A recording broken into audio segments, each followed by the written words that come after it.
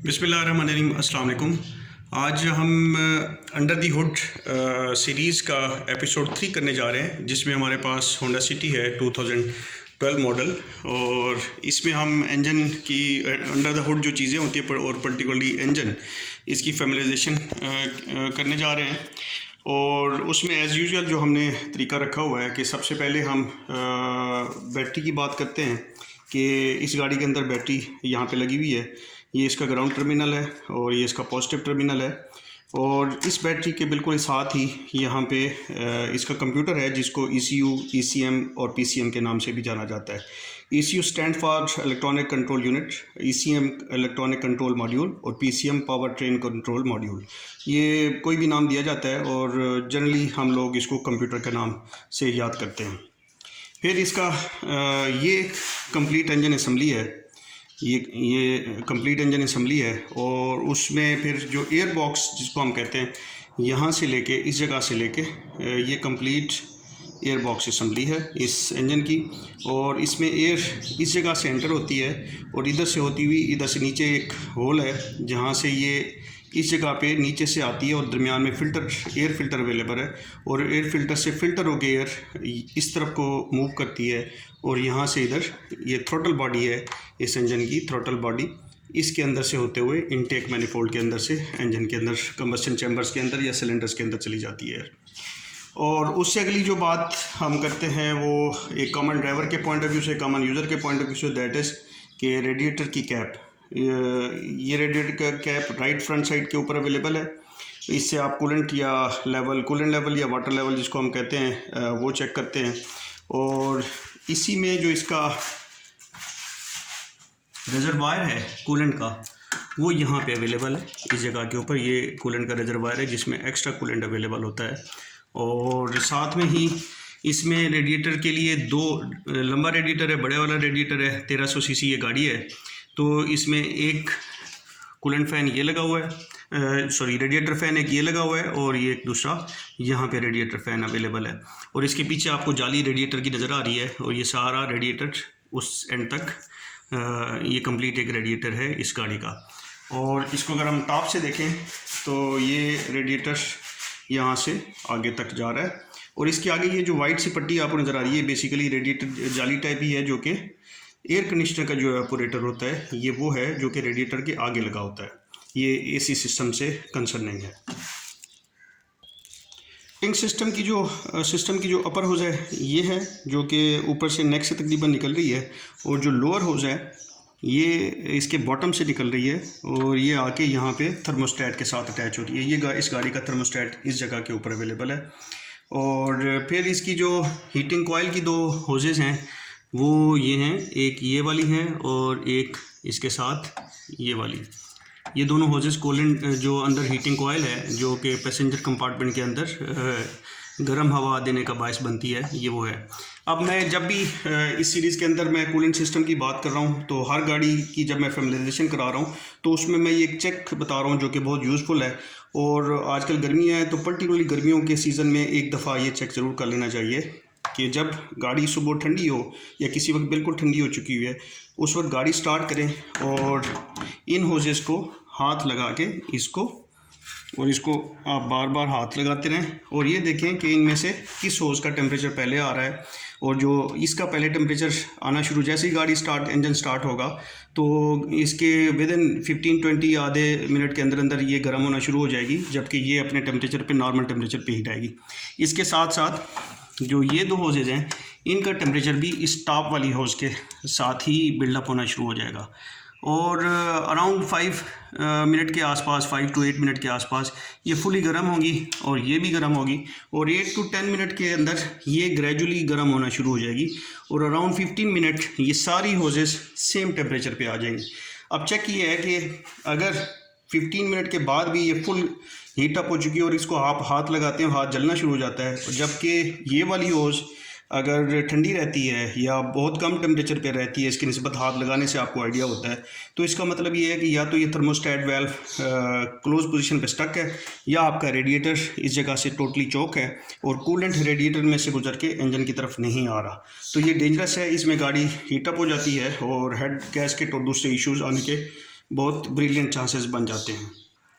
और दूसरी सूरत ये है कि जैसी गाड़ी आपने ठंडी स्टार्ट की है तो ये होस और ये होजेस ये सारी बैक वक्त सेम टेम्परेचर पे आती हैं, तो इसका मतलब है थर्मोस्टेट वाल्व ओपन पे स्टक है।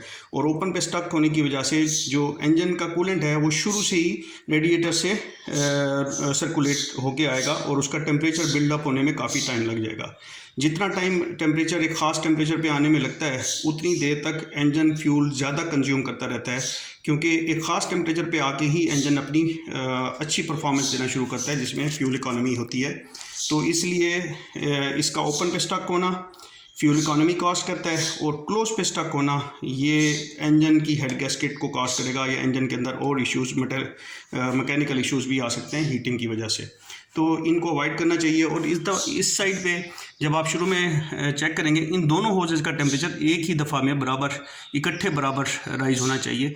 अगर वो नहीं होता, एक का ज़्यादा है और एक का कम है, तो इसका मतलब है आपकी कॉइल क्लॉग हो चुकी हुई है उसकी आउटलेट, और उसमें जब ये क्लॉग होती है तो फिर क्रोजन आने के चांसेस बहुत ज़्यादा बढ़ जाते हैं। तो इसलिए इसको खुलवा के फिर इसकी रेक्टिफिकेशन कराना, फ्लशिंग कराना बहुत ज़रूरी बन जाता है। फिर इसका जो चारकोल कनस्तर है वो यहाँ पे लगा हुआ है। चारकोल कनस्तर जब हम ईवैप सिस्टम का ये चारकोल कनस्तर है, इसके अंदर फ्यूम्स जो फ्यूल टैंक के अंदर बनते रहते हैं वो यहाँ के जमा होते रहते हैं, और जब इंजन एक मखसूस आरपीएम पे जाता है वो फ्यूम्स इधर से निकल के इस होज से होते हुए इसके नीचे से ये होज आ रही है और आके यहाँ पे अटैच हो रही है, जो कि इसका ईवैप सिस्टम का ईवैप वेल्व या पर्ज वेल्व भी हम इसको कहते हैं। इसका ये इलेक्ट्रिकल प्लग है, ये यहाँ पे लगा हुआ है, और इस गाड़ी के अंदर ये डायरेक्ट थ्रॉटल बॉडी के ऊपर लगा हुआ है, और थ्रॉटल बॉडी की फ्लैपर प्लेट के बाद होता है इसका होल। वहाँ से फ्यूम्स निकल के इनटेक मैनिफोल्ड में आते हैं और वहाँ से कंबस्शन चैम्बर्स के अंदर या सिलेंडर के अंदर चले जाते हैं। इसके एयर फिल्टर खोलने के लिए 2 पॉइंट यहाँ पे हैं, इनको आप नीचे प्रेस करते हैं। एक पॉइंट ये है और एक पॉइंट इसका ये वाला है। इनको जब आप खोलते हैं इस तरह से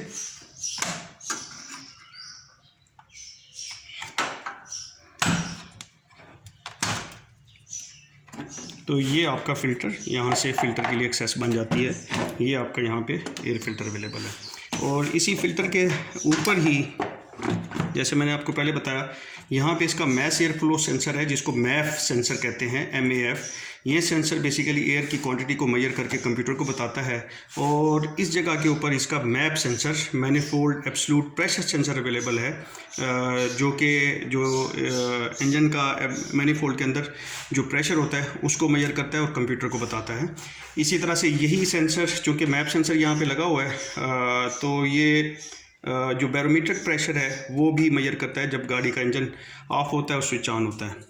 तो इसके बाद हम आ जाते हैं, ये कंप्लीट इनटेक मैनिफोल्ड है इस इंजन की, और इस मैनिफोल्ड के नीचे इसका जेन कवर है, और सिलेंडर हेड या टैपेड टाइमिंग के लिए इस पूरे सिस्टम को खोलना पड़ता है। इवन आपको इस गाड़ी में एयर बॉक्स, थ्रॉटल बॉडी और ये इनटेक मैनिफोल्ड कंप्लीट खोलनी पड़ती, तो तब जाके आप सिलेंडर हेड की जो टैपेट्स आप एडजस्ट कराते हैं। होंडा में ये है कि टैपेट्स एडजस्ट कराने पड़ते हैं 20-30 हज़ार के बाद, तो ये कंप्लीट रिमूवल होती है। तो उसके बाद जाके आप जो सिलेंडर हेड का कवर है, जेन कवर जिसको कहते हैं, उसको आप एक्सेस करते हैं और फिर वहाँ से टैपेट कवर खोल के टैपेट की सेटिंग करते हैं। ये इसका इनटेक मैनिफोल्ड का ही पार्ट है, इसको अपर प्लेनम कहते हैं और इसको लोअर प्लेनम कहते हैं। ये कंप्लीट ये दोनों हिस्से मिलके आपका इनटेक मैनिफोल्ड कंप्लीट बनता है। और पीछे की साइड पे अगर आप आएँ तो ये इसका ऑक्सीजन सेंसर लगा हुआ है, ये वाला, और इसके नीचे इसकी एग्जॉस्ट मैनिफोल्ड है, और ये नीचे आपको सिलेंसर नज़र आ रहा होगा। इसके अंदर 2 कैटालिटिक कन्वर्टर होते हैं होंडा सिटी के अंदर, एक इस जगह के ऊपर है, एक इस पाइप के बिल्कुल पीछे एक छोटी सी ढोलकी सी नज़र आएगी आपको अगर नीचे से जाके देखें, तो वो कैटालिटिक कन्वर्टर भी अवेलेबल है इस गाड़ी के अंदर। 2 कैटालिटिक कन्वर्टर होते हैं, और फिर पीछे सिलेंसर एंड तक जाता है। और इसके बाद जो इसकी इग्निशन कॉइल है, इसमें 4 इग्निशन कॉइल हैं, 4 सिलेंडर है, तो ये इस साइड पे अवेलेबल होती हैं। इनको एक्सेस भी थोड़ी सी डिफ़िकल्ट होती है, लेकिन ये है कि कोई इतना ज़्यादा ख़ास डिफ़िकल्ट भी नहीं है। फिर इसकी जो फ्यूल की कॉमन रेल है वो ये अलॉन्ग द लेंथ इसके नीचे से जा रही है। इसके इंजेक्टर को भी रिमूव करने के लिए आपको इनटेक मैनिफोल्ड अपर प्लेनम और लोअर प्लेनम दोनों को रिमूव करना पड़ता है, तो तब जाके आप इसके फ्यूल इंजेक्टर रिमूव कर सकते हैं। और इसके नीचे अगर आप इसको थोड़ा सा क्लोजअप में मैं दिखाता हूँ, ये इंजेक्टर अवेलेबल है इसका, ये पहले सिलेंडर का इंजेक्टर, ये इंजेक्टर इसका, और यहाँ पे इसका प्लग लगा हुआ है। ये जो ब्लैक सी आपको नज़र आ रही है और यहाँ से भी आपको ये प्लग, ये बेसिकली इलेक्ट्रिकल केबल्स की हार्नेस है जो कि फ्यूल इंजेक्टर की केबल को यहाँ से लेकर आ रही है। अब इसी जगह पे अगर आप थोड़ा सा मैं नीचे करता हूँ, ट्राई के यहाँ पे ये जो आपको वेल्व नज़र आ रही है, ये इसका पॉजिटिव क्रैंक वेंटिलेशन वेल्व है, पॉजिटिव क्रैंक वेंटिलेशन सिस्टम का पीसीवी वेल्व है, जो कि बहुत इंपॉर्टेंट होता है। इसमें एक चीज़ याद करने की ज़रूरत है, जहन में रखने की ज़रूरत है कि जब भी अगर आप इसको खुलवाते हैं, ये होता ये है कि इसके नीचे एक रबर का ग्रोमेट होता है, पीछे बिल्कुल एंड पे अगर आप देखें रबर की सील टाइप होता है, ये वो पहले लगता है और उसके बाद पीसीवी वेल्व उसके अंदर इंसर्ट हो जाता है। ओवर पीरियड ऑफ टाइम यहाँ पे टेम्परेचर ज़्यादा होता है तो होता ये है कि ये रबर ऐसा ऐसा प्लास्टिक बन जाता है, और फिर जब आप पीसीवी वेल्व निकालते हैं लंबे अरसे के बाद, तो ये रबर ने उसको झगड़ा होता है प्लास्टिक बन के, तो अक्सर वो प्लास्टिक या ये पीसीवी वेल्व उतारते हुए टूट जाता है। तो जब भी अगर आपका रिमूवर, इसको क्लीनिंग का, रिमूव करने का प्लान हो, तो उस वक्त मेक श्योर करें कि आपके पास रबर का ग्रोमेट भी अवेलेबल है और पीसीवी वेल्व भी अवेलेबल है। और यहाँ पे इसका, इस जगह के ऊपर ये वाला, ये इसका नॉक सेंसर अवेलेबल है। अब हम बात करते हैं जो इसकी ऑयल की डिपस्टिक है, जो एक कॉमन यूज़र के लिए बहुत इंपॉर्टेंट होती है। और ऑयल जब भी चेक करना हो तो ये जहन में रखिए कि ऑयल सुबह सवेरे गाड़ी को स्टार्ट करने से पहले ठंडी गाड़ी के अंदर ऑयल चेक करना चाहिए। और बेस्ट ऑप्शन ये होगी, ये चेक करना हो या आपने कूलेंट चेक करना हो, सुबह सवेरे के वक्त गाड़ी को स्टार्ट करने से पहले इन चीज़ों को चेक किया जाए, उससे आपको एग्जैक्ट जो लेवल है कूलेंट का और ऑयल का वो मिलेगा। अब इसकी जो ऑयल कैप है जहाँ से ऑयल चार्ज करते हैं इंजन के अंदर, वो ये अवेलेबल है। ये इसका अल्टरनेटर या जनरेटर है, और इसके नीचे ये जो है ये इसका एयर कंप्रेसर है, एयर कंडीशनर सिस्टम का ये वाला। और यहाँ पे अगर आप देख सकें, ये आपको एक होज नज़र आ रही है, ये वाली, ये नीचे जा रही है इस जगह के ऊपर। यहाँ पे इसका वाटर बॉडी है, ये मैं थोड़ा सा इसको, ये वाटर बॉडी है इसकी, या वाटर पम्प जिसको कहते हैं। और पीछे वाली साइड पे आपका स्टार्टर मोटर अवेलेबल होती है। और इसका ये लेफ़्ट माउंट है, जो राइट माउंट है वो तकरीबन इस जगह के ऊपर नीचे अवेलेबल है, और एक माउंट पीछे की तरफ होता है। फिर इसका जो ब्रेक बूस्टर है वो ये यहाँ पे अवेलेबल है, ब्रेक बूस्टर, और ये ब्रेक का मास्टर सिलेंडर है। और यहाँ के ऊपर इसका ABS कंट्रोल मॉड्यूल अवेलेबल है, जो कि ABS को कंट्रोल करता है। और ये वाइपर का जो लिक्विड होता है इसके अंदर, शैम्पू मिला लिक्विड होता है, जो वाइपर पे विंड स्क्रीन के ऊपर स्प्रे करने के लिए काम आता है।